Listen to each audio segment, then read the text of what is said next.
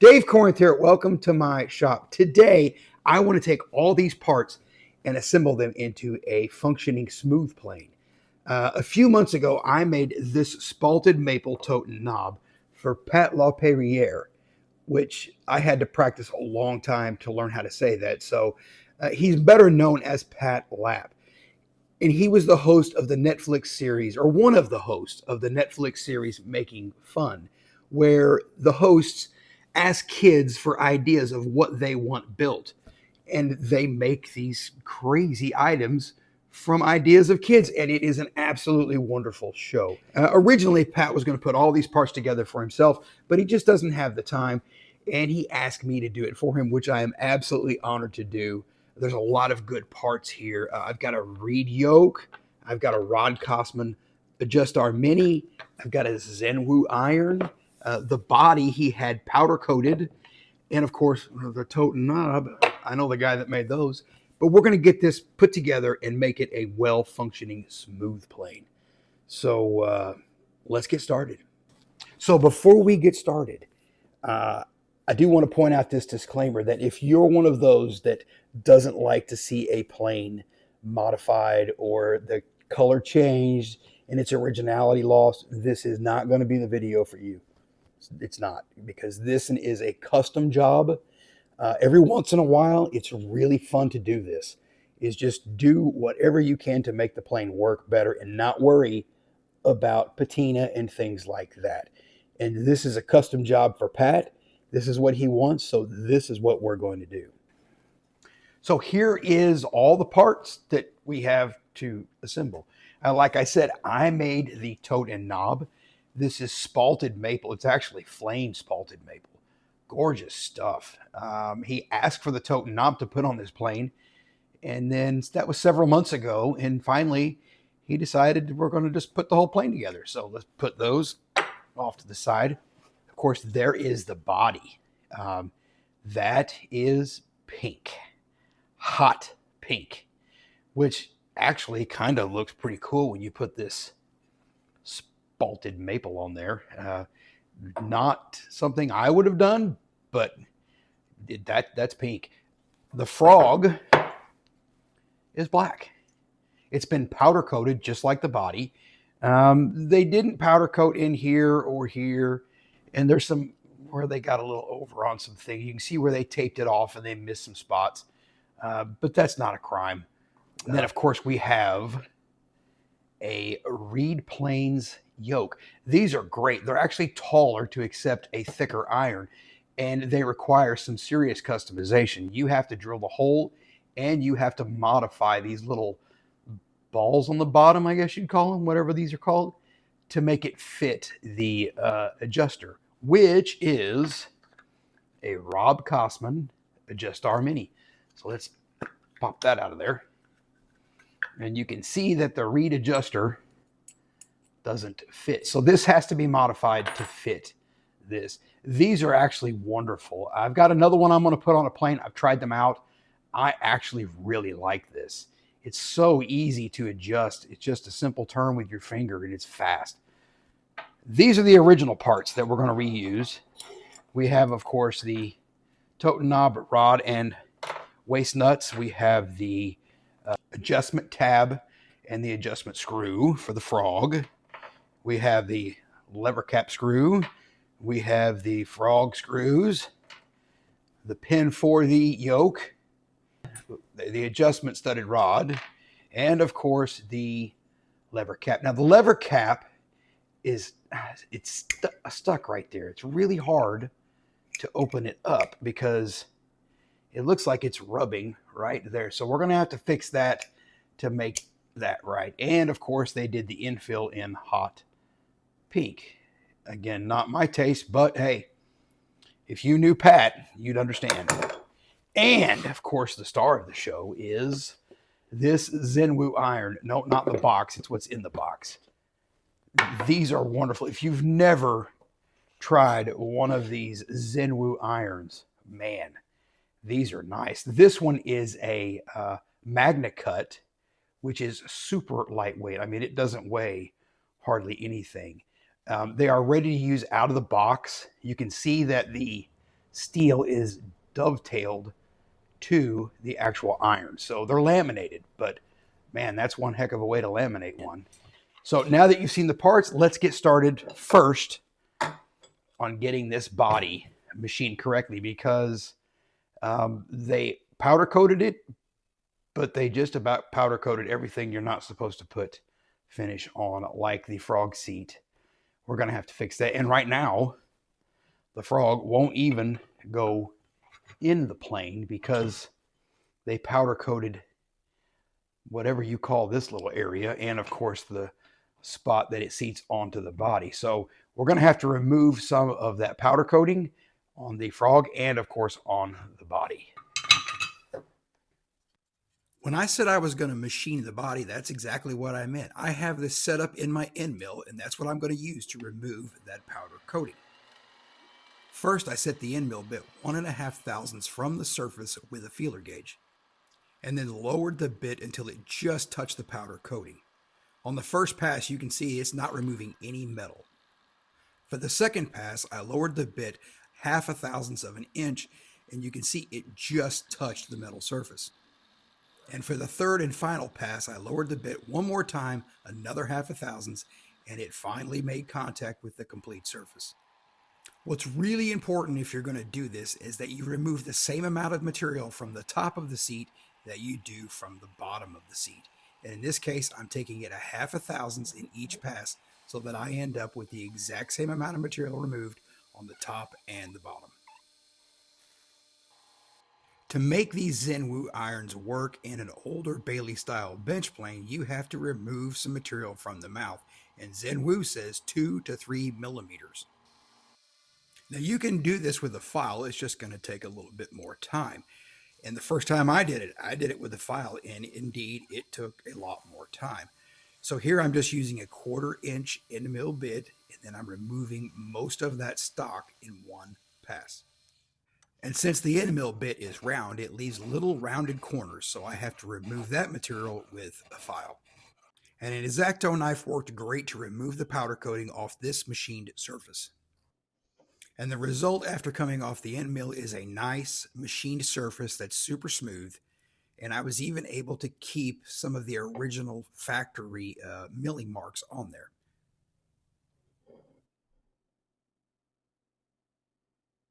Next, I want to remove some of the overspray and, of course, the powder coating that is on the frog seat. Now, since I milled the frog seat, I want the frog to be flat as well.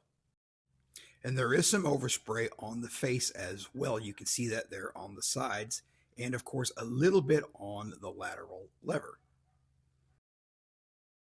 So the first thing I'm going to do is I'm going to remove the excess powder coating on the bottom of the frog, and I'm doing that with a carbide scraper.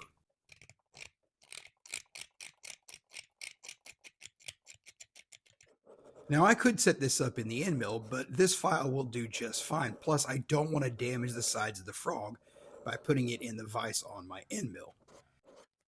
And the key to this is keeping the file flat, and all I'm trying to do is remove the burrs that are on the frog seat.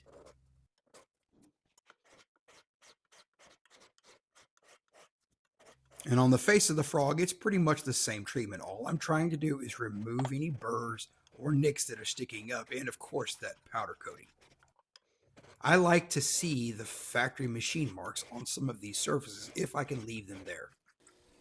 Next, I'm going to take it over to my ultra fine wire wheel and remove any of that overspray that the file didn't get, and of course off of that lateral. As I had mentioned earlier, they had powder coated the slot that engages on the frog seat. So I want to remove that as well, and to do that I'm going to use this very small file. And it won't take off a lot of material, just the powder coating. Anytime I tune a plane, I also soften the edges on the face of the frog, because these tend to be pretty jagged from the casting process, and this makes them nice and smooth.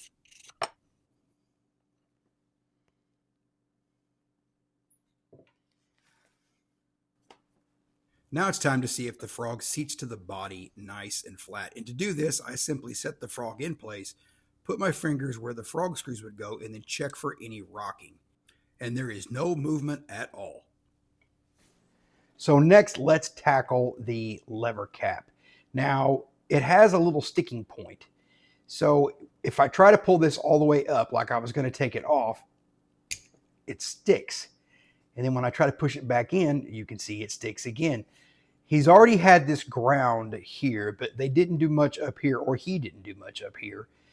But the problem is right on the edge, you can see that little shiny point that actually sticks out.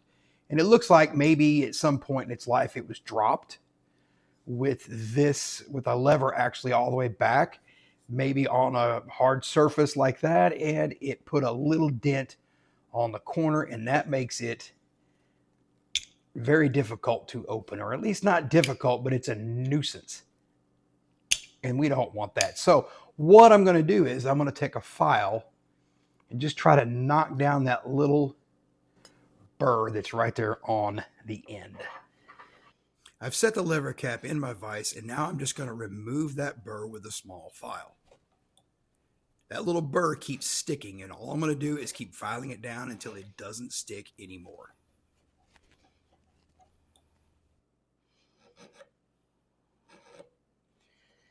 And on the back side, it's catching just a bit. You can see that little shiny spot there. So all I'm going to do is take a file and knock that down as well.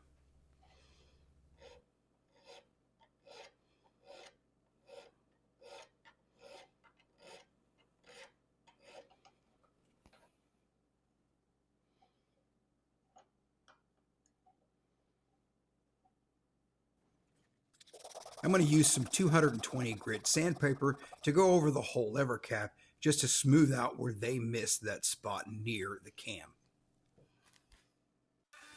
And then it's back to that ultrafine wire wheel to kind of soften things out.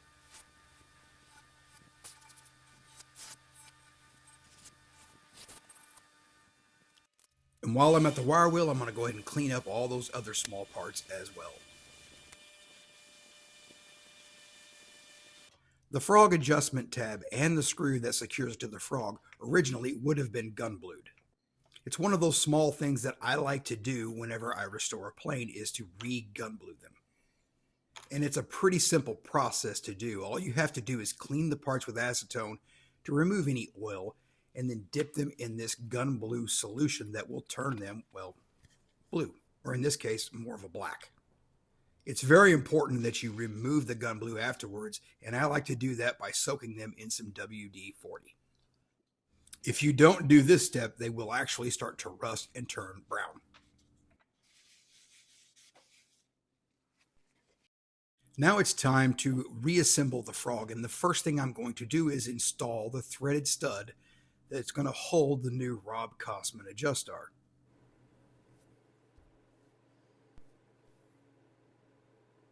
And to tighten the threaded rod to the frog, I'm going to use these two nuts that are the exact same thread pitch as that rod. Once these two nuts are tightened to the threaded rod, it will allow you to turn the top nut without spinning and tightening that rod into the frog. And after the top nut is broke free, you can remove the bottom one, and now you have the threaded rod installed. Next, I can set in place the frog adjustment tab and the screw. And I'm not going to tighten this thing down all the way. I want it to be a little bit loose.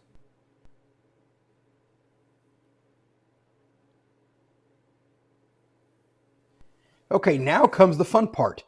I get to install this reed yoke into the frog. And I've never done this before, so this is going to be the first time. These are oversized on purpose to make them fit nice and smooth, and that will eliminate a lot of the slop in the old Stanley yoke.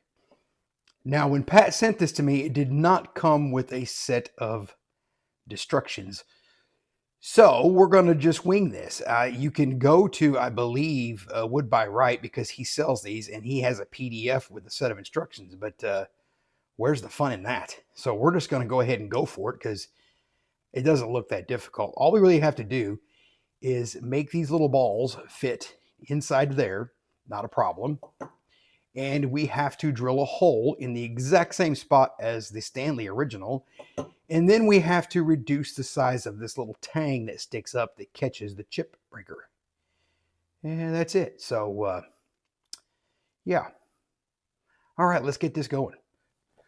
First thing is these little balls are 0.360-ish, around there.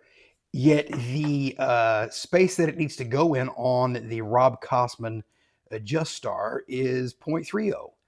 So there is about 6/100ths of an inch of material that we're going to have to remove, and we're going to take off 3/100ths from each side. Now, I've seen people do this before and they take a file, but I'm a little bit lazy sometimes. So what I'm going to do is I'm going to put this in my end mill and shave 3/100ths off each side. And then I will take a file and clean it up and round it over to that spot. And that should make it fit nice and clean inside there. So let's do that first. Before I set this in the end mill, I went ahead and checked to make sure that the sides of the yoke were parallel, because I don't want to put this in a vise and then deform the yoke. I may have to clean the inside of that fork up with a file anyways to make sure it fits, so I'm not too concerned about it. And what I am concerned about is that the top cut and the bottom cut are parallel to one another. And after milling those two surfaces, the yoke sits in the adjuster nice and snug. The ball shape on the bottom of the yoke is now shaped less like a ball and more like an oval, and I want to get that back to a ball shape, or at least circular. And to do that, I'm going to use some sandpaper on a flat surface and then just slowly start to work them back to that shape. And this took a lot longer than I thought it was going to. It's very important that the yoke has full range of movement when it's in the adjuster. And again, I would sand and check it and sand. And finally, I got fed up with it and decided I was going to use a file. And the file ended up taking more material off a little bit faster, and I was able to clean them up and get the full range of motion that is required.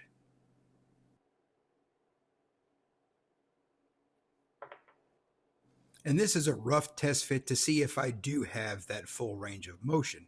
Because if you don't, you won't be able to remove the adjuster after you have pinned it. Before I mark the location of the pin, I make sure that the protruding bottom edge of the yoke is parallel with the threaded rod. And then I mark that location by putting a punch through the hole that the pin will go through. And that leaves me a nice little mark. The pin that Stanley uses to attach the yoke to the frog is 1/8 of an inch, and that's the drill bit size I'm using here.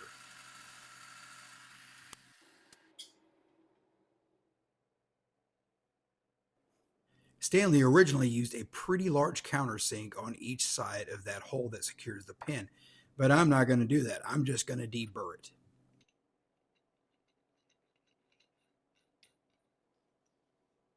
The pin that sets the yoke in place is held in by friction, and all you have to do is drive that pin back through the frog. Now, you don't want to go waylaying on this thing because you can crack the back side of that if you start beating on it too hard. And after testing it with the pin installed, we have a nice full range of motion. So now it's time to fit the Zen Wu Iron to fit the new yoke. These yokes are, like I said, they're oversized when you get them new, and they have to be filed down to fit the chip breaker. And on these Zen Wus, you have the chip breaker, you have the iron, and then you have this little tab thing between the two.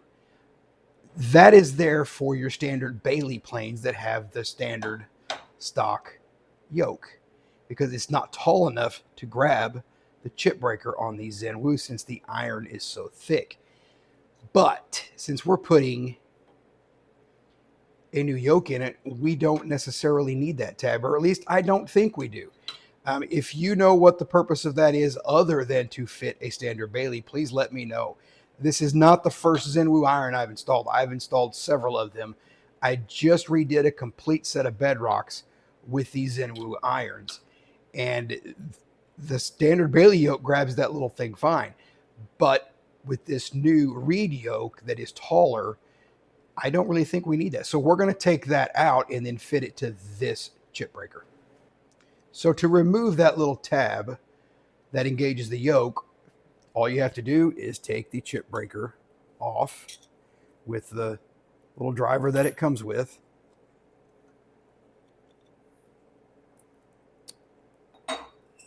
And there it is. It actually slides in this little channel. Actually, backwards, it goes that way, like so. So that way you can adjust it if you need to. Well, we don't need it, so we're going to take it out. And then we're going to put the chip breaker back on, just like you would a regular plane. And then install the chip breaker screw, like so. And now we can start to file this yoke down to fit that tab. So I have the frog in my vise. I have leather on the sides to protect it.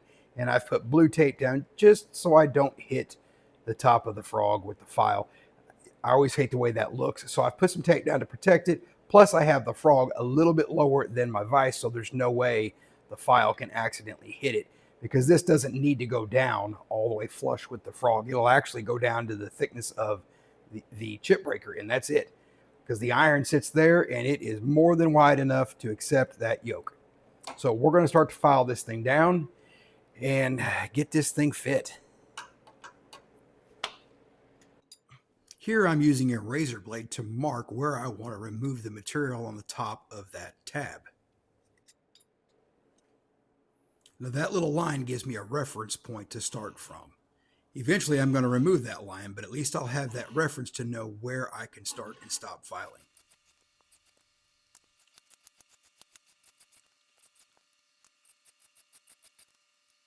Now you may notice that I'm actually trying to taper that. I'm taking a little bit more on the top than I am at the bottom. If you file the sides parallel and it's too tight, it can actually bind up inside of the chip breaker. So it's very important that you put a slight taper on that tab as you're filing it.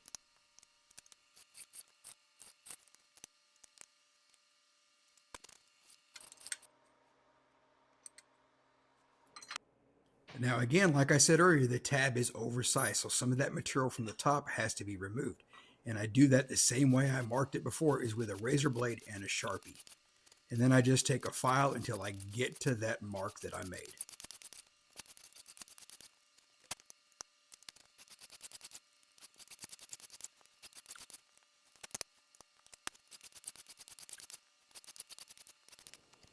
And lastly, I take that file and just chamfer the top edges just a little bit.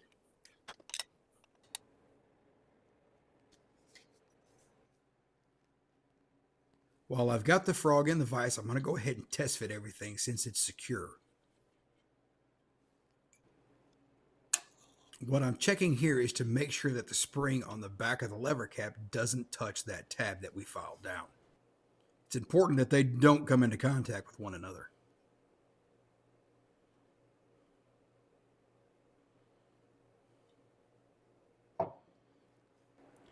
So now that I have the frog pretty much assembled, I have the lever cap screw in, the frog adjustment tab, the reed adjuster, and of course that Adjustar done.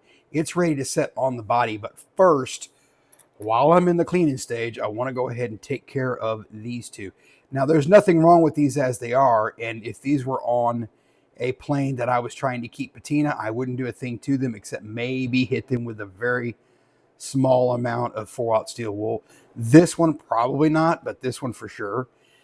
But in this case, we're going to really clean these up, because it would look funny to have all this stuff done to it and then see that. So I normally don't do this, but for this plane, we're going to clean these up.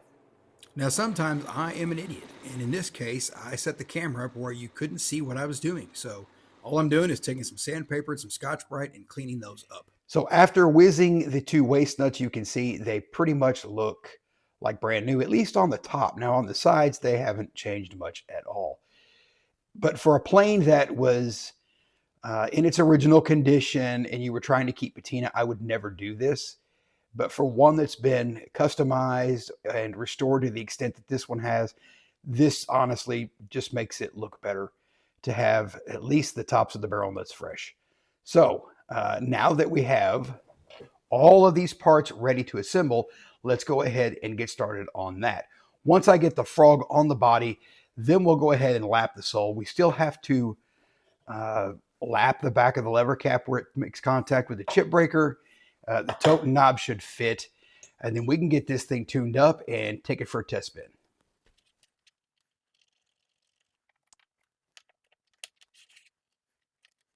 When I set these frog screws in place, I don't tighten them down super tight because I still have to adjust the frog to the leading edge of the mouth. And I'm going to do that with the frog adjustment tab and screw in the back, bringing it forward until it just touches and it's nice and flush. And then I want to check to make sure it's square. Once I'm confident that it's square, I can go ahead and tighten down that frog adjustment tab to the frog. And now I can snug down those frog screws.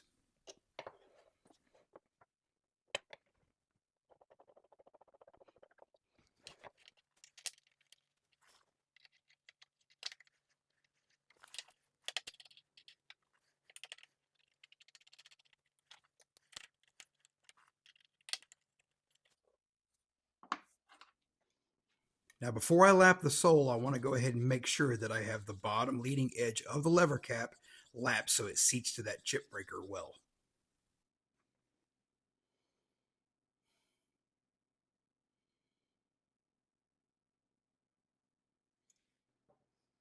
Lapping the sole is one of the most, well, though it is the most unenjoyable part of tuning up a hand plane, but it is necessary, especially on a smoothing plane. You really want that sole to be flat on the toe, in front of the mouth, behind the mouth, and the heel.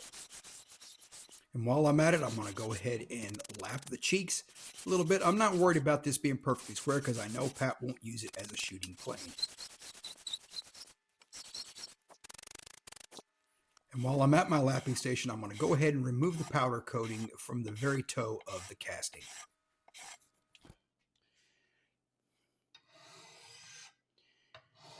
After I have lapped the sole and the cheeks, I'm going to take this large file and just relieve the edges of the sole.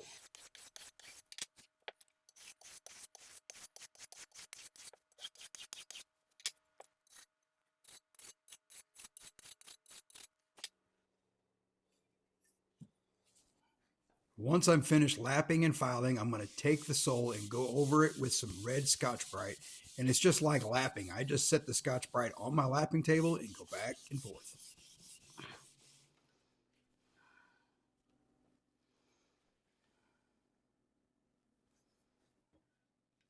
Now, before I can take this thing out for a test spin, I want to completely disassemble the plane and just clean all the parts one more time.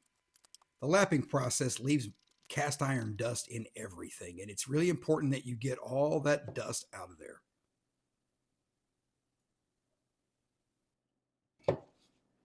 So now it's time to kind of even these sides out and soften this top rail. He painted the top rail or had it powder coated. Normally I wouldn't do that, but it looks so good, I'm not going to remove it. But I am going to soften these edges up so they're not so rough. And we're going to hit this side and, of course, this side with some 220 grit wet dry sandpaper and some WD-40.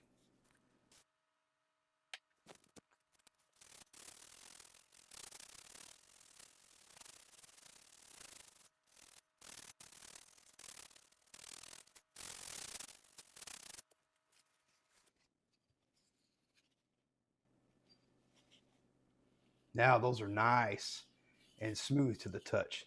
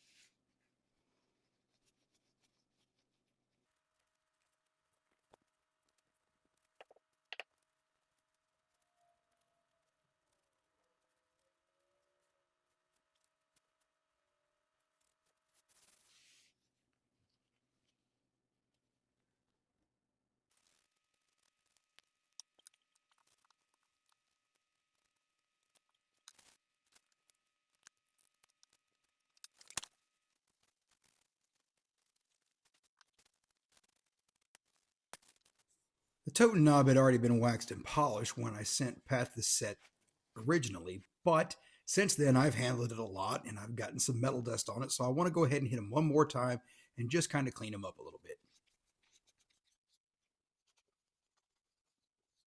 I'm also going to go ahead and wax all the exposed metal surfaces on the plain body, the frog, and of course the lever cap.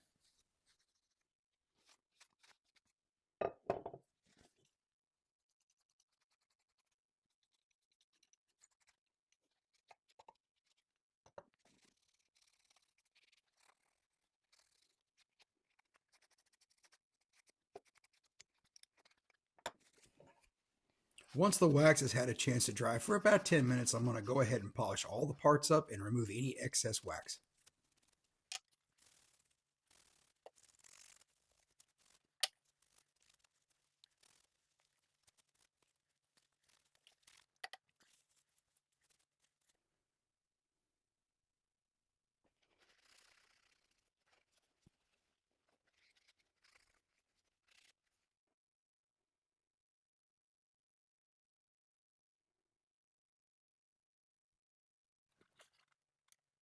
Now that all the parts are waxed and cleaned, I can go ahead and start to reassemble this plane so we can actually try it out and see how well this thing works.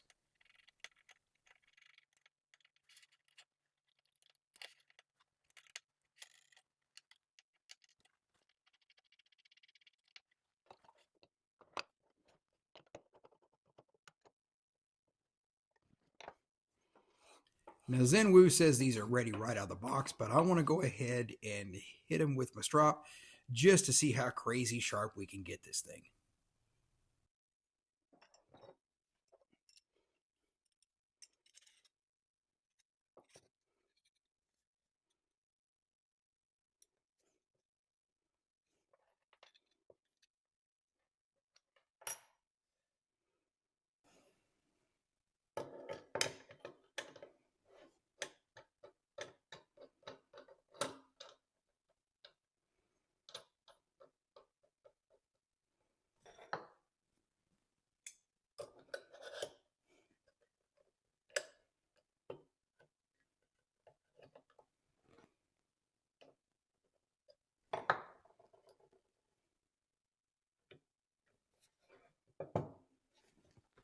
So now it's time to take this plane for its very first test spin and see how well that Zen Wu Iron and chip breaker works with all the modifications that we've done. So first I just want to ease the iron into the piece of wood, and I must say this is Adjustar. Wow, that works really well. A little more. There's our first contact, and it made it right on the edge, which tells me that I might want to move the lateral this way, which will move the iron that way. Another quarter, eighth turn. Now I'm hitting it right on the tip.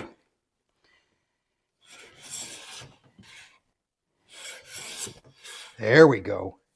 How about that? Oh, I think I have it a little bit too far. So we're going to take it back that way, which will move the iron this way again. And there we're getting some nice shavings now. Wow.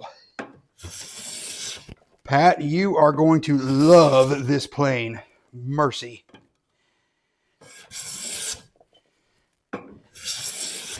Look at those shavings. But that is as smooth as glass. Mercy. Look at that.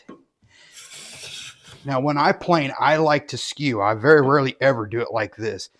I tend to skew almost everything. Now, we're getting a little thicker. I took maybe an eighth turn there, or 16th turn. I don't know. Not very much. And it was producing a little bit thicker shaving. But just that little bit of planing has produced those wonderful shavings. So I'm going to say this thing's ready to go to Pat. Well, this was a fun project to take on.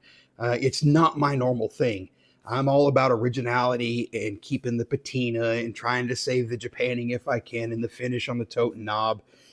But in this case, every once in a while, it's fun to just cut loose, and I got to on this plane. It's the first time I've ever installed one of those reed adjusters, and I must say it is a little time consuming and takes some patience, but it's well worth the effort. I can't say enough about that Rob Cosman Adjustar. That is a very nice addition to any plane. I really like the Mini. It works great on this number 4 size plane. I have a full size one that I'm going to install on a bedrock shortly, and I will be making a video of that as well. But I really like this Mini. I think that one fits this number 4 size quite well. And of course, the Zen Wu Iron. If you've never had a chance to try one of these Zen Wus out, I highly recommend it. It is an outstanding iron and chip breaker setup, and obviously the results speak for themselves. Now, many of you may not like that pink, hot pink finish, and the spalted maple tote knob definitely takes away from the originality. But I want to hear your comments, even if you don't like it, because that's kind of what we do when we put something on YouTube. Is we expect to get comments, and I'm not going to have my feelings hurt. I assure you, Pat won't either. So please let me know and let Pat know what you think of this hot pink finish and, of course, the spalted maple tote and knob. Comment, like, and subscribe, and I'll make more. And, of course, thank you for watching.